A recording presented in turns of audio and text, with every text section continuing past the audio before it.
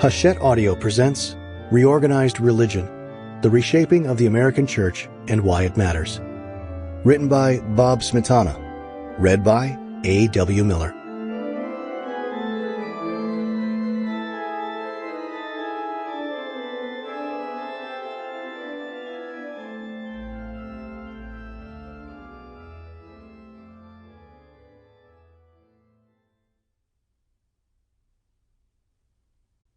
For Kathy, the love of my life, our three amazing children, and the blessed memory of Heidi Hall. Introduction. Reorganized Religion. Not long into my career as a journalist, a friend passed on a piece of advice. It's time to leave when you stop believing the lies they tell you. My friend had left a prominent position at a well-known religious magazine several years earlier to start his own marketing and communications company dedicated to helping nonprofits. The decision baffled me at the time. I was new to the journalism business and wondering if I'd make it long-term. Here was someone who had everything I wanted and left it all behind.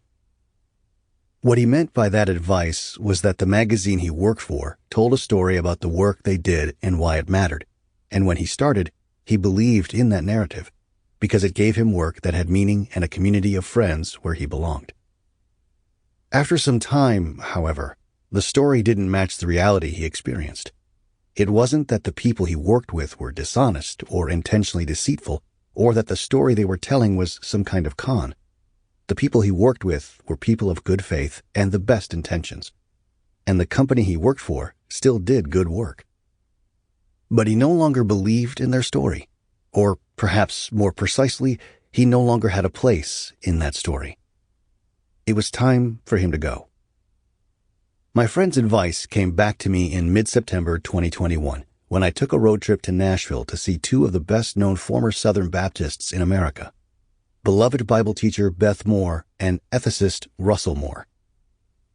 The Moores, who are not related, had both made spectacular departures from the nation's largest Protestant denomination earlier in the year, not because they stopped believing the doctrine of the Southern Baptist Convention, SBC, a 13.7 million member evangelical denomination, or because they lost faith in the message of Jesus, and not because they'd had bad experiences in their own local churches.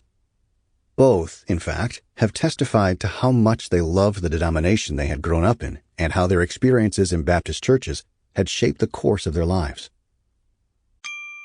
Sample complete. Ready to continue?